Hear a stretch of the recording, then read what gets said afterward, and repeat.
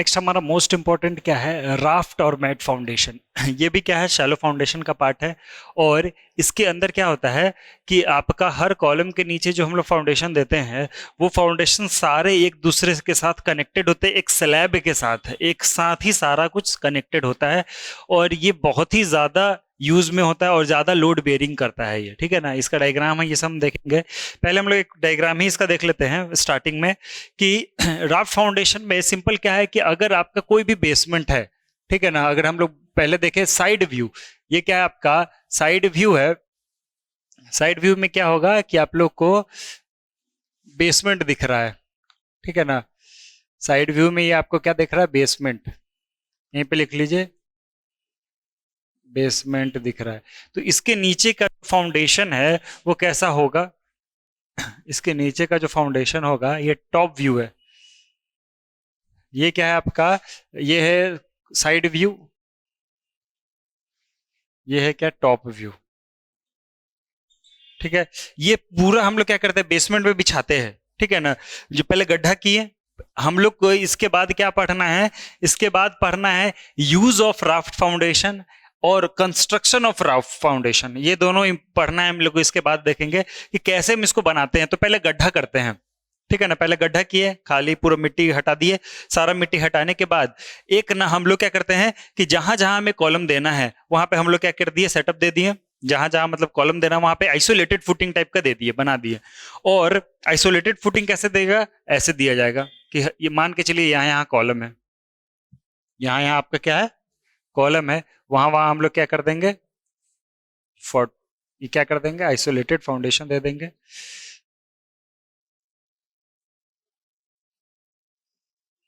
दे दिया, ठीक है। और इन सब को कनेक्टेड किया जाता है किसके द्वारा, ये हमारा क्या है, स्लैब। स्लैब है, मतलब एक साथ इसको हम लोग क्या करते हैं, ढालते हैं। और ये हमारा क्या है, आइसोलेटेड फाउंडेशन का है। ये क्या है हमारा, सिंगल सिंगल कॉलम के नीचे जो फाउंडेशन होता है वो है। ये क्या है, कॉलम के नीचे का जस्ट फाउंडेशन है, कि इसके नीचे क्या है, जस्ट कॉलम है। और ये क्या हो जाएगा, ये क्या है, आइसोलेटेड footing for particular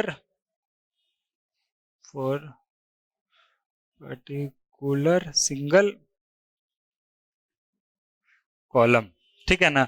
और इस पूरे फॉर्मेट को, इस पूरे को क्या कहते हैं, राफ्ट और मैट फाउंडेशन, ठीक है ना। इस पूरे को क्या कहते हैं, राफ्ट और मैट फाउंडेशन। और ये क्या है हमारा टॉप व्यू, हम ऊपर से देख रहे हैं कि हर कॉलम के साथ साथ तो इसका है ही फाउंडेशन, लेकिन ये किस चीज से ढाला होता है, स्लैब के द्वारा इसको ढाला गया है। और इसका कुछ ना कुछ क्या होगा, थिकनेस भी होगा, समझ रहे ना। इसका क्या होगा, थिकनेस होगा। इसीलिए आपको ध्यान में रखना है कि ये जो स्लैब का क्या होगा, कुछ ना कुछ थिकनेस होगा, ठीक है। और इसके साथ हम इसको क्या कर देते हैं, ढाल देते हैं। तो ये क्या कर रहा है, एक तो सबसे बड़ी बात क्या है कि यहाँ पे कोई एक कॉलम फेल भी होता है, ठीक है ना। कोई एक कॉलम के नीचे का फाउंडेशन फेल भी होता है तो ये पूरा इसको क्या करके रखेगा, इसको संभाल के रखेगा, ठीक है ना। तो एक एक कंसंट्रेटेड फाउंडेशन की तरह वर्क करेगा। भले ही अलग अलग कॉलम के नीचे बना हुआ है फुटिंग, लेकिन क्या होगा कि ये काम एक साथ ही करेगा, ठीक है। इसके पहले हम लोग पढ़े थे, लास्ट जो था आपका स्प्रेड, उसमें क्या था कि दोनों को, दो कॉलम को हम लोग क्या करते थे, आपस में जोड़ते थे। ध्यान होगा, दो कॉलम को हम लोग कंक्रीट स्लैब से जोड़ते थे। तो यहाँ पे वो दोनों इतना काम कर रहा था। अब तो क्या है कि सारा ही कॉलम एक दूसरे के साथ कनेक्टेड है, ठीक है ना। सारा कॉलम एक दूसरे के साथ कनेक्टेड है, तो ये तो ज्यादा अच्छा क्या होगा, स्टेबिलिटी देगा। यहाँ पे डिफरेंशियल सेटलमेंट होने ही नहीं देगा। अगर एक फेल भी हो जाएगा तो यहाँ सेटलमेंट किया, यहाँ नहीं किया, ऐसा नहीं हो पॉसिबल है इसमें, राफ्ट में। इसमें क्या होगा कि सब एक साथ ही क्या होगा, वर्क करेगा। तो ये कैसे बनाते हैं वो हम लोग का टॉपिक होगा, कंस्ट्रक्शन ऑफ राफ्ट और मैट फाउंडेशन। क्योंकि राफ्ट और मैट फाउंडेशन आ सकता है आपके एग्जाम में कि सिर्फ इसी का यूज लिखिए, यूज लिखने के बाद इसका कंस्ट्रक्शन लिखिए, इसका डायग्राम बनाइए, तो ये आपको करना पड़ेगा, ठीक है ना। तो आप लोग इसको बना लिएगा डायग्राम बढ़िया से। ये क्या है आपका, ग्राउंड लेवल है, ठीक है ना। ग्राउंड लेवल के नीचे बेसमेंट है, ये साइड व्यू है, और इसके जस्ट नीचे आपका ऐसा कुछ टाइप का फाउंडेशन है, ठीक है ना। तो ये सारा चीज है। तो अब इसमें लिखा हुआ क्या, ध्यान से पढ़िएगा। कि राफ्ट और matte foundation is a large continuous rectangular और सर्कुलर कंक्रीट स्लैब। मतलब या तो ये तो स्क्वायर दिख रहा है, ये रेक्टेंगुलर भी हो सकता है, ये सर्कुलर भी हो सकता है। ये क्या है, एक स्लैब होता है that carries the entire load of the structure, कि इसके ऊपर जो भी आपका कैपिटल क्यू जो भी लोड आ रहा है, पूरे लोड को क्या करता है, एक साथ बियर करता है। ठीक है ना, इंटायरली करता है। इंटायर लोड क्या है, ये क्या है, इंटायर लोड को एक साथ ये करता है of the super structure and spread it over the whole area beneath the building. और ये देखिए, अब आपको बता रहे हैं क्या कि ये टोटल एरिया जो भी इसका नीचे का एरिया है पूरे में देता है। मतलब आपको फिर से हम बता रहे हैं क्या कि स्ट्रेस यहाँ पे क्या हो गया, फोर्स बाय एरिया। एरिया तो बहुत ज्यादा बढ़ा दिए आप, एरिया तो बहुत ज्यादा बढ़ा दिए, तो एरिया जब बहुत बढ़ा दिए तो स्ट्रेस एकदम कम कर दिए। मतलब मिट्टी कैसा भी हो वो क्या करेगा, इस लोड को बियर कर सकता है। तो कहा जाता है कि लगभग ना ये एरिया पूरे स्ट्रक्चर के एरिया का 70% और मोर, ठीक है ना, 70% से ज्यादा एरिया ये क्या होता है, फाउंडेशन होता है। जो भी स्ट्रक्चर है, स्ट्रक्चर का जितना एरिया होगा उसका लगभग 70% फाउंडेशन तो कवर कर ही रहा है। तो कितना बढ़िया है। आइसोलेटेड फुटिंग क्या होता है कि एक सिंगल पर्टिकुलर कॉलम के नीचे का एरिया, मतलब पूरा एरिया, अगर ये टोटल एरिया की बात करें और ये छोटा छोटा एरिया, तो डिफरेंस है ना कि यही अगर छोटा छोटा एरिया अगर बाई द वे हम जोड़ दे, 1 2 3 4 5 6 7 8 9 एरिया है छोटा छोटा एरिया, और हम बोले कि ये टोटल एरिया, तो सबसे ज्यादा एरिया क्या है, टोटल वाला एरिया है। तो एरिया बहुत ज्यादा मतलब स्ट्रेस बहुत कम। तो राफ्ट फाउंडेशन मोर स्टेबल हो गया ना, जितना इसमें खर्चा ज्यादा है, मानते हैं इसमें खर्चा ज्यादा है, लेकिन क्या होगा, स्टेबिलिटी भी बहुत ज्यादा हो जाता है राफ्ट फाउंडेशन में। ठीक है, the super structure spread over the whole area beneath the building. Building के नीचे टोटल जितना एरिया है उस सब में डिस्ट्रीब्यूट हो जाता है load. It is considered as one type of shallow foundation, shallow foundation का ही पार्ट है, and is useful in the controlling the differential settlement. और ये क्या करता है कि हमारा डिफरेंशियल सेटलमेंट से हमें बचाता है।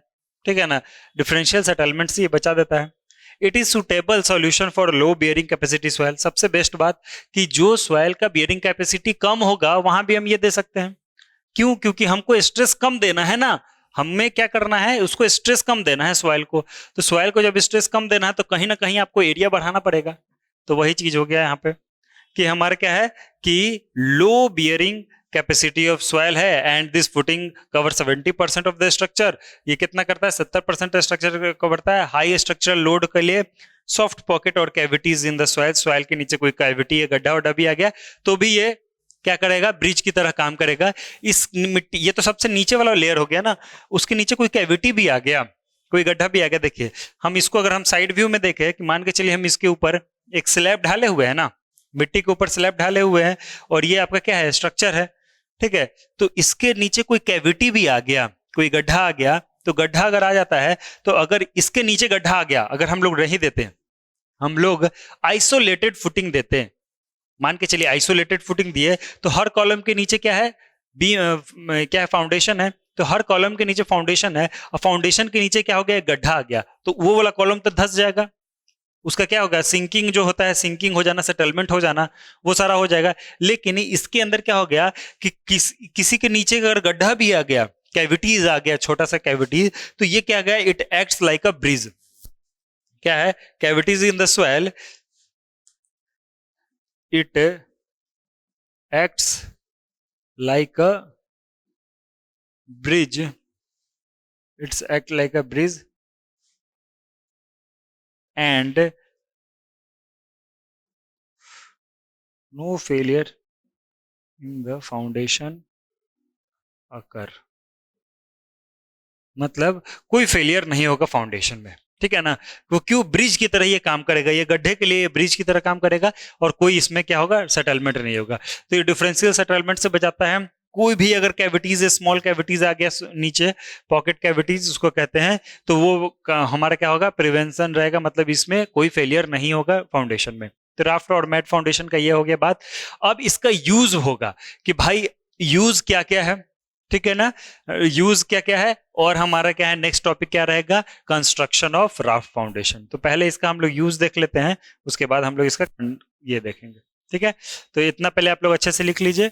और ये बहुत इंपॉर्टेंट है, ध्यान से ये टॉपिक आ सकता है।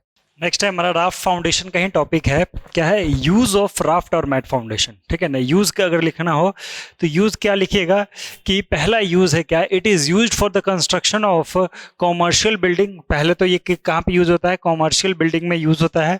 फिर क्या है, in this case the load are commonly large, क्या है, लोड हमारा क्या है, कॉमनली बहुत ज्यादा लार्ज हो, तो वहां पे हम लोग राफ्ट फाउंडेशन यूज करेंगे। Mat foundation are popular in area where basement are common, मतलब ये सबसे ज्यादा पॉपुलर किस बिल्डिंग के लिए, जहां पे हमें बेसमेंट बनाना हो।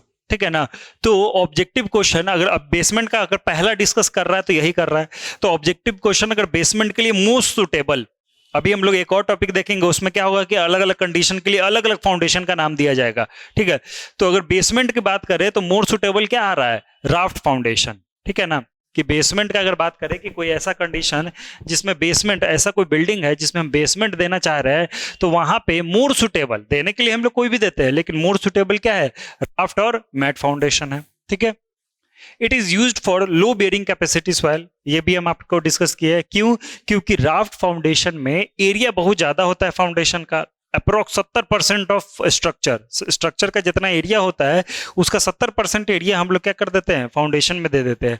तो एरिया बहुत ज्यादा है तो वहां पे ये काम आएगा, और एरिया ज्यादा है तो स्ट्रेस कम देगा सॉइल पे, मतलब सॉइल खराब भी होगा तो चलेगा हमारा। तो वही है कि लो बेयरिंग कैपेसिटी सॉइल है। In order to spread the load of a building and hence construct a stable foundation, उसके लिए हमारे क्या हो जाता है, स्टेबल फाउंडेशन की तरह वर्क करेगा। क्यों करेगा, आप लोग को पूरा स्टोरी पता है क्यों, क्योंकि हम एरिया ज्यादा दिए हैं इसके अंदर। ठीक है, it is use to reduce the differential settlement of the building, तो ये भी चीज है क्या कि ये तो सब एक साथ है ना, अगर एक कोई अगर डिफरेंशियल सेटलमेंट क्या होता है कि एगो सेटल कर गया एगो नहीं किया, यही ना होता है डिफरेंशियल सेटलमेंट, अलग अलग सेटलमेंट हो रहा है। लेकिन अब ये क्या होगा, एक साथ जो भी होगा सब एक साथ होगा, क्योंकि ये क्या है, एक इंटायरली एक सिंगल फाउंडेशन की तरफ वर्क कर रहा है। जो भी सेटलमेंट होगा एक सिंगल फॉर्म में होगा, डिफरेंशियल नहीं होगा कि इधर हो गया इधर नहीं हुआ, ऐसा कुछ नहीं है। ठीक है, तो डिफरेंशियल सेटलमेंट नहीं होगा, सेटलमेंट से आप नहीं रुक सकते। देखिए कि कोई भी फाउंडेशन है अगर ये एक साथ है तो सेटलमेंट ऐसा तो नहीं होगा कि यहां सिर्फ सेटलमेंट होगा इधर नहीं होगा। ठीक है, होगा तो क्या होगा, अगर सेटलमेंट अगर होना भी होगा तो क्या होता है, ऐसे होता है सेटलमेंट। ठीक है ना, ये एक साथ सेटलमेंट होता है। लेकिन अगर हम बोल रहे हैं क्या कि हम यहाँ पे एक Q1 दे रहे हैं लोड और एक अलग से बीम बना हुआ है उसका क्या है, Q2 आ रहा है, तो इसका सेटलमेंट ज्यादा है इसका सेटलमेंट कम है। ठीक है ना, तो ये हो गया डिफरेंशियल सेटलमेंट। ठीक है ना, ये हो गया आपका डिफरेंशियल सेटलमेंट, कि आपका डिफरेंशियल सेटलमेंट ये हो गया कि अलग अलग, अब ये दोनों एक दूसरे से कनेक्टेड नहीं है तो ये ज्यादा हो सकता है ये कम हो सकता है, इसी को कहते हैं डिफरेंशियल सेटलमेंट। लेकिन अगर हम बोल दे क्या कि हम दोनों को जोड़ दिए, दोनों को एक साथ कनेक्ट कर दिए, तब क्या होगा, जो भी सेटलमेंट होगा साथ में होगा। नहीं तो हम लोग एक स्लैब साथ सबको ढाल, एक पूरे स्लैब के साथ ढाल दिए तो भी हमारा क्या होगा, डिफरेंशियल सेटलमेंट को खत्म हो जाएगा। अब जो भी होगा साथ में ही सेटलमेंट होगा। ठीक है ना, डिफरेंशियल सेटलमेंट खत्म हो जाएगा।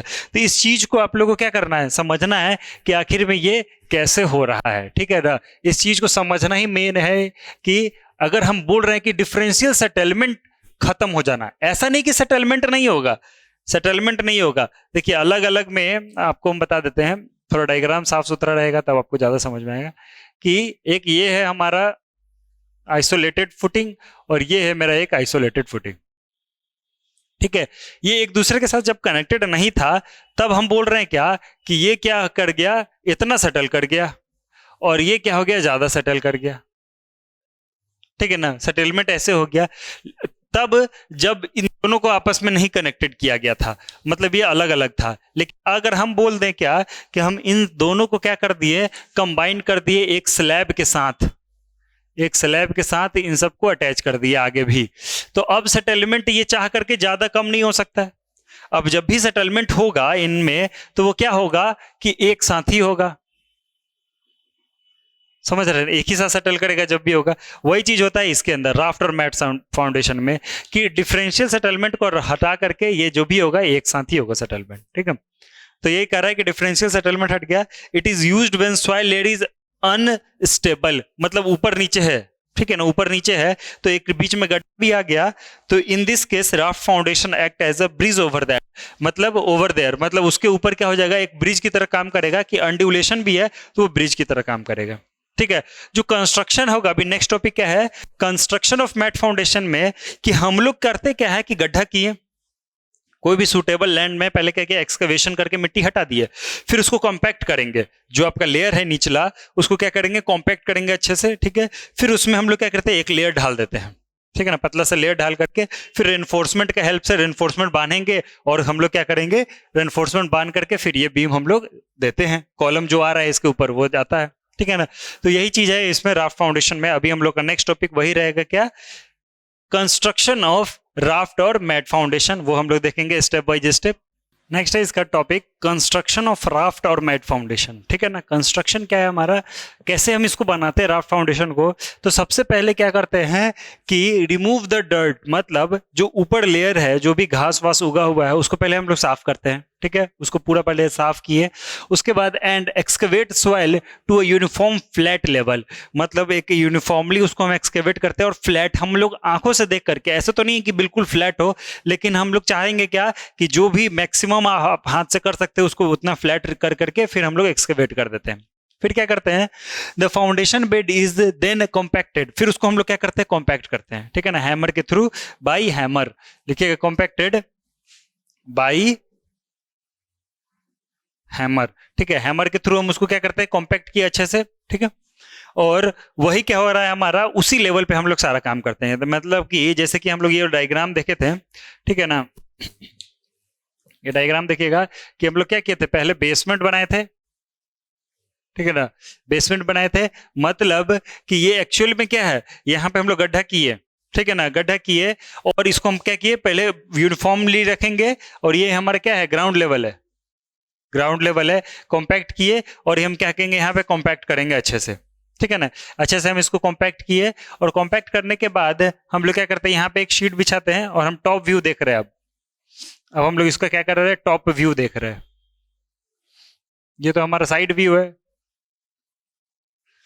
ये हो गया टॉप व्यू, मतलब हम इसको क्या क्या ऊपर से देख रहे हैं। अब हम इसको कॉम्पैक्ट किए अच्छे से। ठीक है ना, कॉम्पैक्ट कर दिए। अब क्या कह रहा है, then a waterproof plastic sheet is laid over the earth, मतलब इसके ऊपर हम लोग क्या किए कि एक प्लास्टिक सीट क्या किए, इसके ऊपर हम बिछा दिए। ठीक है ना, प्लास्टिक सीट इस पे हम बिछा दिए, मान के चलिए। ठीक है, इसके ऊपर हम लोग क्या किए, प्लास्टिक सीट बिछा दिए। ठीक है, इस पे हम लोग क्या किए, प्लास्टिक सीट बिछा दिए।